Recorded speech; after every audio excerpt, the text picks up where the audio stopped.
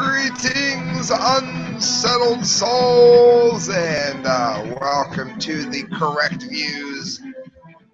Sam I.B. Gangi during political commentary today for the Media Speaks,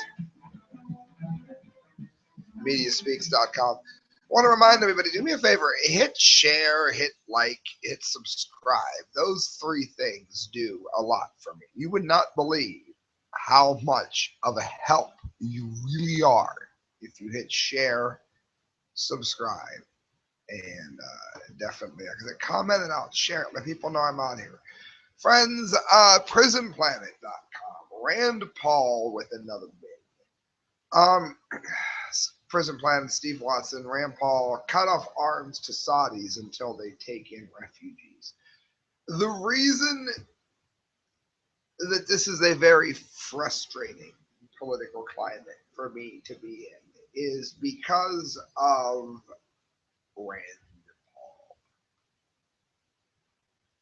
At first, there was the issue of those of us who have really dedicated a lot of time, money, effort, heart, and spirit into the ideals of Ron Paul, which are, of course, to most thinking people, American ideals.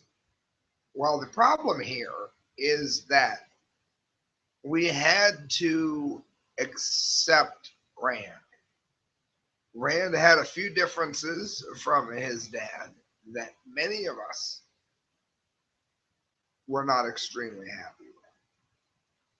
But when he announced his candidacy and he stood up on the right side of the Fourth Amendment, etc., there are things that Rand did that made many people do what I'm doing right now. People like me will not vote for the lesser of two evils. However, we will vote for someone who doesn't share our ideals the way that we hope that they would, the way that Ron Paul normally did, but instead are better than Hillary, better than Bernie Sanders, for instance. So while they may not share our ideals, or Mr. Rand Paul, you're not evil. We're not voting for the lesser of two evils. Rand Paul is not evil. And people like me have been rooting for Rand for a very long time. The trouble is, when Bernie Sanders, or when Bernie, I guess too, I don't support him, but Bernie to some degree and Donald Trump to a very large degree, when they were coming up with their solutions to the problems of the country, Rand Paul was out here talking about Planned Parenthood. Now, I know that there are evils that were committed by Planned Parenthood. But can we at least agree that Planned Parenthood is not going to get anybody elected nor keep anybody out of the White House? He was focusing on issues that were not affecting the average American. Do you realize that Rand Paul has the absolute best solution of anybody currently running? Libertarians have not announced yet. Of anybody currently running, Rand Paul has the best idea for taxes. He has the best idea for the way forward for the country. How's that? He's gained no traction because people with very good ideas that were not as great as Rand's have taken his issues from him because he was focusing on the wrong issue at the wrong time. Him and Cruz came into this with the massive lead. It was theirs to lose. And lose they did. Lose Cruz, bland Rand. Okay, I'm telling you, they blew it. I'm not really sure what happened with Cruz, but I can tell you with Rand, he just focused on the wrong issues at the wrong time. GOP presidential candidate who I am still going to vote for in the primaries unless he drops out. GOP presidential candidate Rand Paul made some bold statements in an interview Wednesday, noting that until other Middle Eastern countries address their role in the refugee crisis, the U.S. should not be selling arms to them. Do you notice how the libertarian common sense solution? Do you realize how the solution that I just said is getting my vote? Did you realize it always involves a solution that is both strong in common sense and limited in complexity? You don't have to force your enemies to do that which you don't want at gunpoint. There are other ways to get them to do it. And make no mistake about it, Saudi Arabia would definitely be an enemy of ours, no matter what the official standpoint is. When asked, if you doubt that, look up Saudi Arabia, the correct views. When asked what should be done to help innocent people fleeing terrorism in Syria and Iraq, Paul called out the neighboring states that have yet to take in a single refugee. One of the biggest supporters of Sunni terrorism in the world is Saudi Arabia. Qatar is also right up there. United Arab Emirates is up there, Paul noted. These are people that support an ISIS based ideology. Sometimes government, sometimes private donors. What I would say is no more sales of any arms to these countries until they start accepting refugees, the senator urged. Do you see why I'm going to vote for him, even though he's run the worst campaign ever? Because he's right. And I have a big respect for those that are right.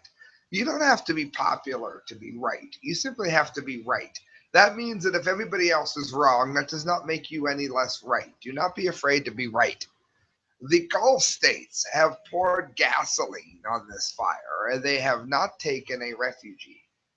Iran has not taken in refugees, and they've been an arsonist in this situation as well, Paul told Fox News viewers. For those who live there, they need to step up, and we need to say that we're not going to sell arms to you anymore if you're not willing to do your fair share, the senator concluded. What's he mean by that? He means that we gave millions of dollars worth of weaponry to an army that already stood down when ISIS stood up once. That's what he's talking about. Paul has introduced legislation to restrict benefits to refugees coming into the U.S.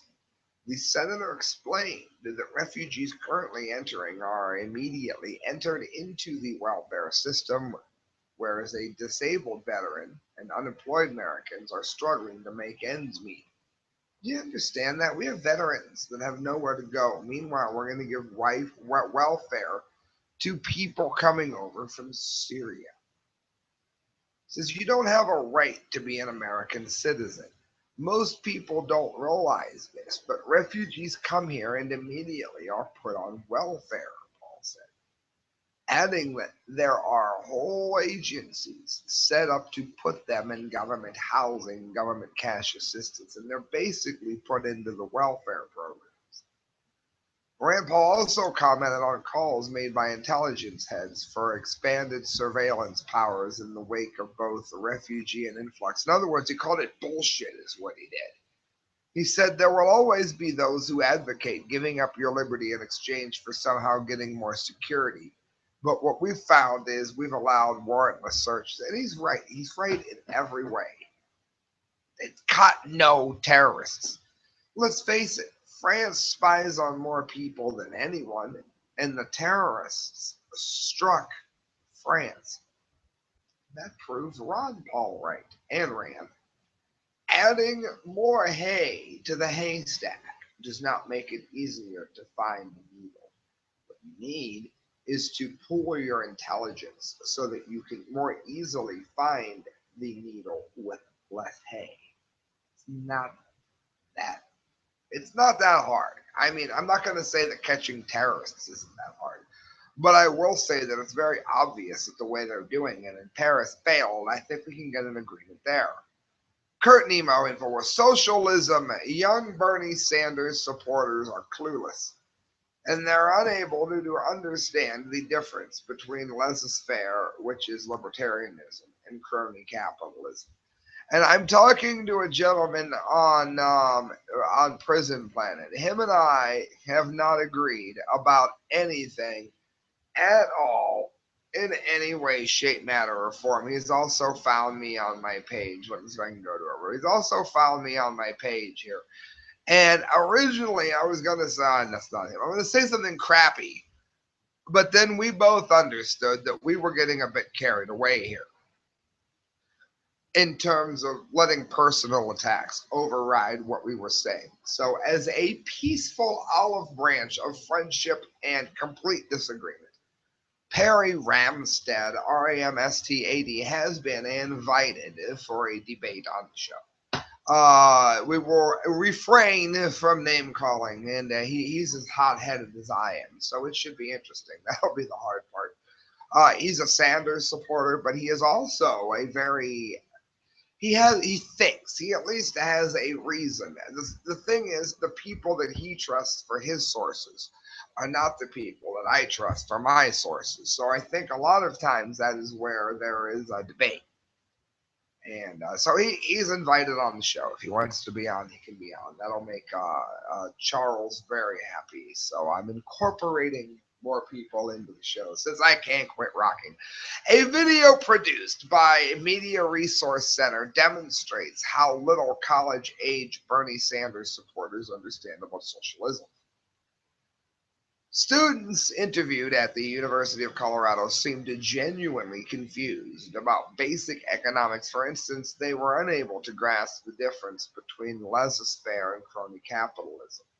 The video also demonstrates the inroad made by social justice crowd, basically moral outrage directed on the wealthy in American campuses. In other words, if you were rich, then they hated you, even if you were somebody who was rich because you helped them, even if you weren't somebody that was crooked. I'm going to go ahead and play this video. Those of you on Fact Cam know exactly what I'm doing. You can see it here. Listen to some of this as I report. Hey everybody, I'm Dan Joseph with MRC TV. Today I'm going to... We shall move ahead just a second here. Here, we'll go here. Listen to this. Well, if it would play, that would be a huge help. Well, so for one, college tuition is ridiculous. There's no reason for it to be like $30,000 a year. It means that there's more support for social programs, so we actually put money and invest in things like Social Security, paid medical leave for the middle class, things like that. All right, let's pause there, just with the first two that I happened to click on. The reason that college is so expensive is because colleges know that they're going to get the money from the government via loans and other ways they have of roping people into taking their crazy rates, including lying about rates. I'll get to that in a minute. They're going to raise their rates because they understand that a vast majority of people qualify for them. Who did that happen to? It happened to me, for one. I fell for this amazing scam. Well, I didn't really fall for it. I kind of knew, in my own defense, I kind of knew that it was I'm chasing my own tail here, but it made mom and dad happy when they were alive. So I went to school and I'll probably never get it paid off. There's a reason that most people qualify for loans. What you do is you get yourself in so deeply that unless you are like a brain surgeon, you're never going to make the money to pay this back. And this is a trick that the banksters use all the time. So the government drives up the cost of education because they are involved in it. Then they condemn the system that caused it to go up as being greedy. But the point is, both are right. Government out of the education system is the answer. Now, you're going to ask, if that is the case, then how are you going to make sure the poor can afford to go to college?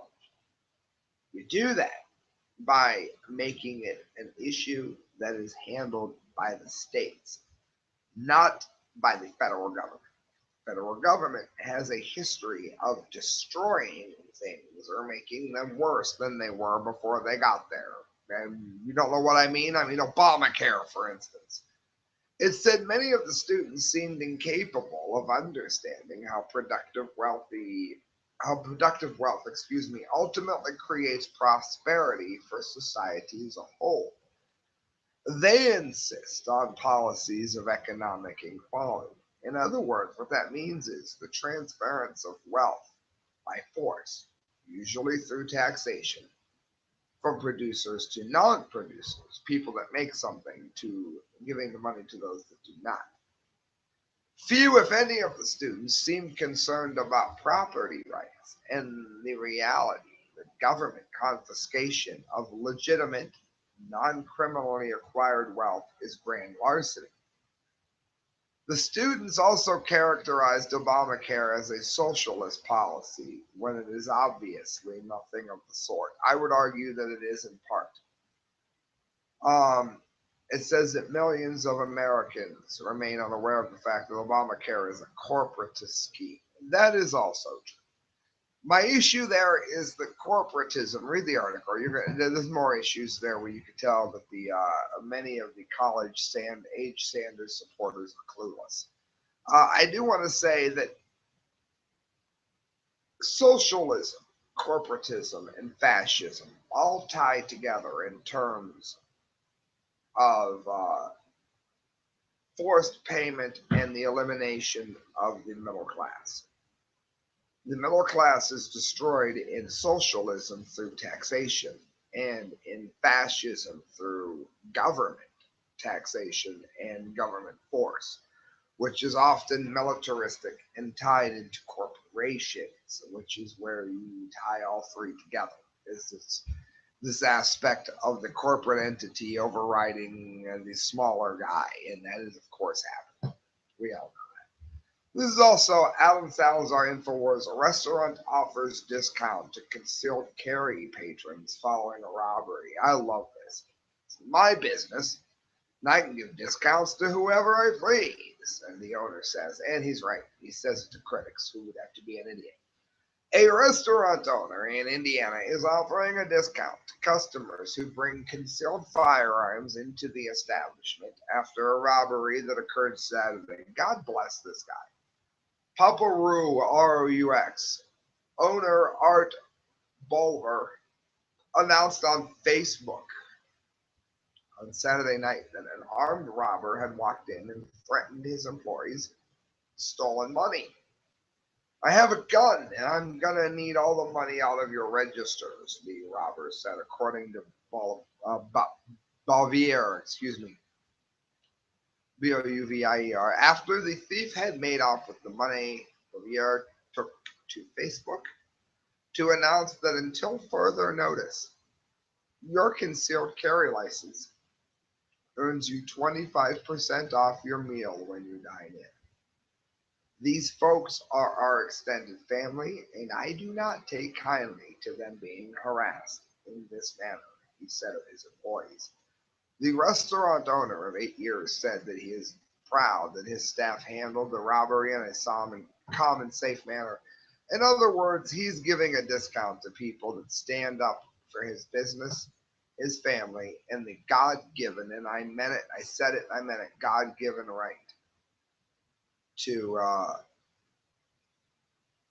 stand up for what they know is right. To stand up for the fact that if you allow robbers to come into your business and do nothing to stand up against them, then they're going to come back. They're going to shake you down, and like the bully, they're going to come back for more. Friends, you're listening to The Correct View. Sam I. B. Gangi during political commentary for the Media Speaks. 3 more stories to get to. I do want to say real quick, if you've never looked up the work of Mike McLaughlin, MacLauglin, then make sure that you do, because you're going to find out right away that when you do, Mike McLaughlin writes some of the best fiction political commentary, and poetry extant today. And if you want to know more about it, make sure you go to the facebook.com. Look up Mike McLaughlin, MacLauglin. You'll be glad that you did. You'll find someone great. Friends, this is brought to you by StickerJunkie.com. If you've never been to Sticker Junkie, go there. Type in the correct views as your promo code, and you'll find out that you're saving money. Kit Daniels, don't adopt our gun control laws. This is from an Australian politician. This is what he tells the United States. How many of you, and I do, God bless you, Giselle, how many of you have a friend that insists that Australia has made the right decision in their gun laws? How many? Come on. I guarantee I can't be the only one. The next time someone suggests that Australia has the right idea for gun restrictions, make sure you let them hear about this show and this report. Kit Daniels, Australia is a nation of victims, quote, because of its strict gun control laws, according to Australian Senator David Leyonhjelm, Leyonhjelm. The Liberal Democrat, hardly a fascist, told the NRA that Australia should not be a model for gun control. There's a link right there on FactCam. Because the country's 1996 gun bans pushed through after the Port Arthur massacre has made no difference. We are a nation of victims, he said. You cannot own a gun for self-defense, but criminals still have guns, which is exactly what all of us on the right side of history know. There's a very vigorous black market for guns, so it's not made the slightest bit of difference. If you want a gun, you can get it. He has a point, because an ISIS suicide bomber who's willing to kill for Allah isn't going to let a no guns allowed sign stop him from doing so. Unfortunately, this reality hasn't derailed U.S. politicians from demanding more gun control amid the recent Paris attacks, even though the multiple Western nations have been arming and funding ISIS for the past several years. In other words, our country, your tax dollars, sending ISIS money to defeat Assad. The process has unleashed ISIS on the world, so now you and I, Mr. Joe Average, get to lose our guns. And President Obama, of course, has made it a note to say he's going to be going after guns. Let me tell you what, friends, that is the largest error that you can ever make. And I've talked about it here as to why. For more, look up the correct used guns. Type it into YouTube. I give sources for everything I say, and you will find that I am right, painfully right. Alan Salazar, again, University of Kansas Student Senate bans gender pronouns because they're microaggressions. If I tell you to go to hell, if I tell you to get on all fours, suck a fart out of my butt and rate the taste on Yelp, is that also a microaggression? I hope so, because I just said it. A governing body made up of students at the University of Kansas who should be discredited has voted to eliminate their use of gender-specific pronouns, stating that the terms pose microaggressions towards those who don't fit traditional gender roles. Let me help people with gender roles. I'll help you real quick. The correct views. It's a free service. If you were born with a penis, you are male. You're born without a penis, you're female. Now, if you were born as a male, but you don't feel like a male, then you are a confused male, and you are just as male. If you're born without a penis, and you feel male, you are in fact a female. You are simply a confused female, and it is not our job as a society to change the way we talk to cater to you. That is a correct use. Learn it. Last Wednesday, the KU Student Senate, in a 2-to-3 majority vote, passed a bill altering the Senate's official rules and regulations, which would require senators to use inclusive terminology such as they, them, or their instead of his, her, he, or she. Well, if you say those people, I've always been told that that meant whoever those were meant that you were being offensive. Now you're supposed to use those as to not be offensive. I'm sorry, I didn't care then and I don't care now. If you're listening to me and you're offended, good, I'm not sorry. This is the key, a first step in making our campus more inclusive. No, why don't you make your campus more inclusive by teaching basic biology? And if you were born with a dick, you're a guy. If you weren't, you're a girl. It's that simple. If that offends you, I don't care. The idiocy of white privilege survey, Prison Planet. This gets the dumdy of the day. That's right, friends. It does. It dumdy wins the ultimate, the dumdy of the day. A St. Paul Public Schools district paid by the property owners in St. Paul has issued a white privilege survey. It was contrived by the Pacific Educational Group, an activist organization dedicated to transforming beliefs, behaviors, and results, so people of all races can achieve their highest levels and live their most empowered and powerful lives. That implies that there is somehow a mystical racism and that is preventing anybody of any race from doing it now.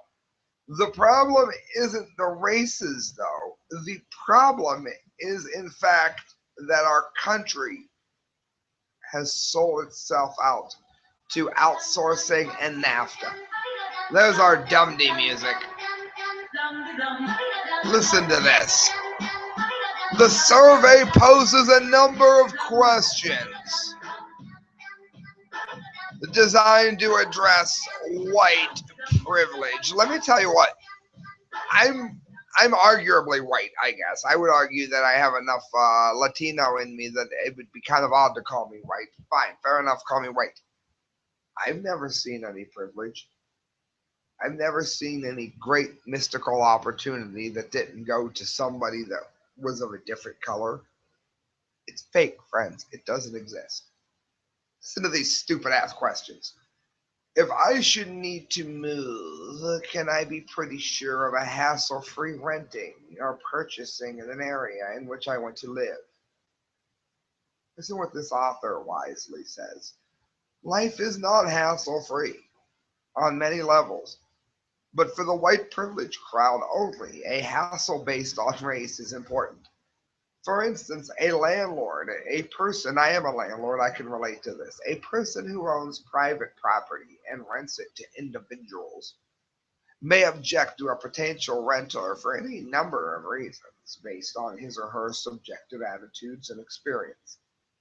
He may not like people with long hair or tattoos. I'd be screwed there. I guess they must be white privileged.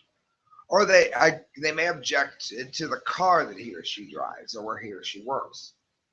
The landlord may decide that the potential renter is a financial risk based on a credit report. And thanks to student loans, that would also screw me. And therefore decide not to rent to that individual. As the owner of a private property, rejecting an applicant for any reason, including race, is his or her prerogative. And the same principle applies to purchasing. And it goes on to say why. His friends, let's look at before I even give you my commentary, let me go on. If I go into most supermarkets and find that the staple foods which fit my racial or ethnic traditions, then I can go into the hairdresser shop and find someone to cut my hair. As for profit businesses, a supermarket stocks and sells items that it has decided will appeal and will sell to the majority of the people. Pause.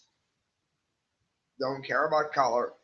They don't choose what they sell based on color. They don't care what color they are. They want to make money off of you.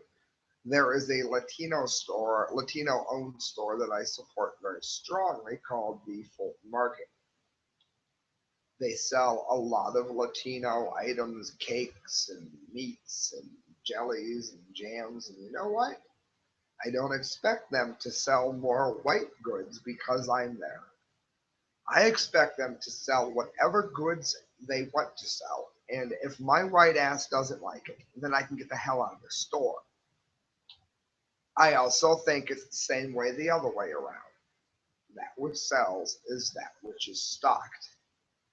Also, in terms of finding someone to cut your hair, people specialize in many different things. Go to the hairdresser that you like and return there multiple times. Don't expect everyone to know how to cut your hair because not everybody is good at the same art form. Saying hair cutting is an art form is like saying drawing is an art form. Doing pen, ink, watercolor, a lot of watercolor artists do not draw very well. A lot of people that cut white hair very well do not cut African American hair very well. The best thing to do is find the person who cuts your hair regardless of what color they are and continue to go to them. Learn it. Welcome to America. I hope it offends you. No matter who you are, no matter what color you are, I'm still right. I can arrange to protect my children or children of my family most of the time from people who might mistreat them because of their race. The author says, what about children who are mistreated because they are white or obese or have a foreign accent, a deformity, or any number of reasons? I went to a rather large school, McKinley. I know a lot of MRDV kids who got picked on. I don't remember it being based on color.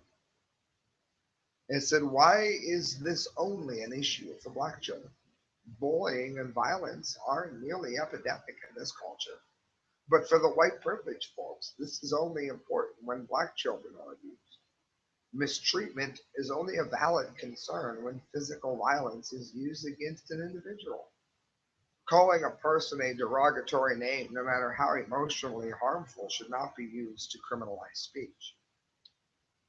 Another stupid ass question. I can swear, dress in secondhand clothes, or not answer letters. Nobody answers letters. What the hell? Without having people attribute these choices to bad morals, poverty, or illiteracy concerning their race.